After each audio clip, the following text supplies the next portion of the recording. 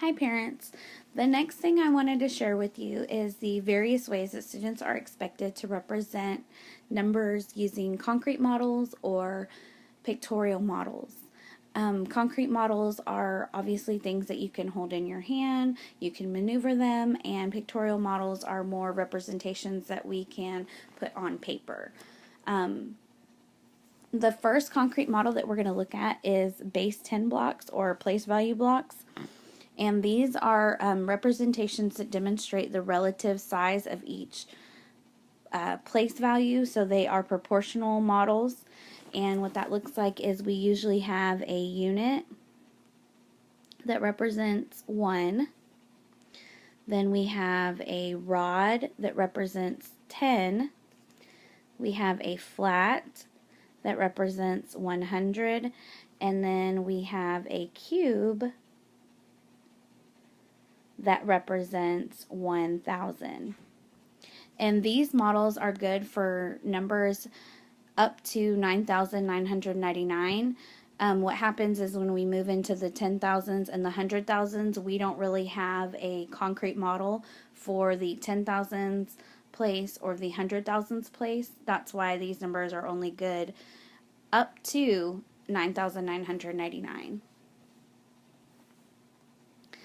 The next model, concrete model that we use in the classroom are place value discs, and unlike the base 10 or the place value models, these are non-proportional representations. So if you notice, they are all the same size and they are differentiated by color. On a test, students would probably only see them in black and white. Some may be shaded, so what I've told them is they have to pay close attention to the value of each disc. Each disc should have a value written in on the inside of the disc. So let's just say that the gray represents the ones, you would see a 1 there. The red represents the tens, you would see 10 there. The orange represents 100, you would see 100 there. The yellow represents 1,000, so 1,000 would be in the inside.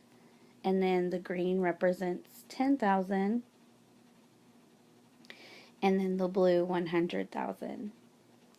Now, even though base 10 blocks or place value blocks and place value discs are used in a concrete way in the classroom, we can still use them in a pictorial way, just as I've shown you.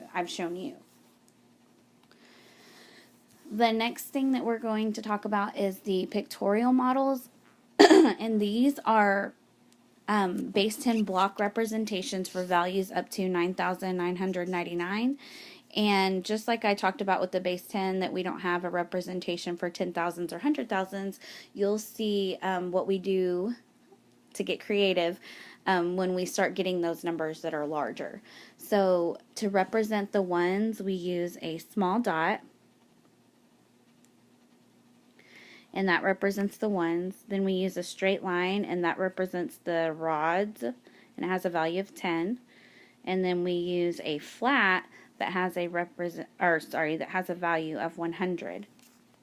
We can use it's kind of like a flat but with a border around two sides of it, and that represents 1,000. But what happens when the numbers grow into bigger than 9,999 is we end up reusing these symbols right here. So what it would look like is we would have a dot to represent the thousands place, and then we would have a line to represent the 10,000s place, and then we would have a excuse me, a flat to represent the 100,000s place. So these models here are reused in the next period. So this is the units period, and this is the thousands period. And if you separate it, then you can see the place value chart where it would be ones, tens, hundreds, thousands, 10,000s, 100,000s. And again, when we just keep moving to the left, the numbers get bigger and we don't have models to represent these two numbers, so that's why we reuse the representations. The last pictorial model that we're going to talk about is an open number line, and the open number line is an empty number line where there are no tick marks, no benchmarks, no landmarks. Students just have a nice space to work with. And let's say that the students were going to represent the number 4,321. The first thing I would tell them to do is to create their place value chart so that we know the value of each digit. So here we have a 4 in the thousands place, so we know that that value is 4,000. We would make a jump, four jumps of 1,000. So it would be 1, 2, 3, 4,000.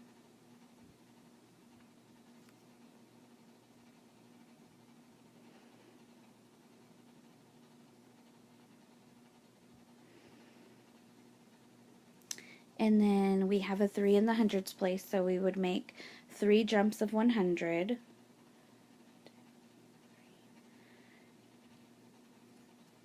And it would be 4,100, 4,200, 4,300.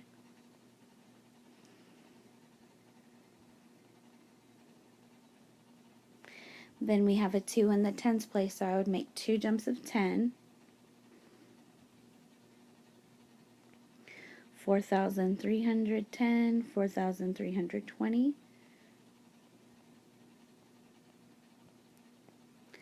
And then we have a 1 in the ones place, so we would only need to make 1 hop of 1, and then our landmark would be 4,321.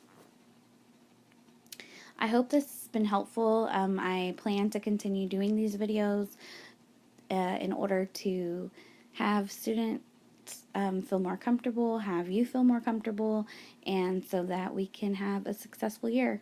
Thanks for watching.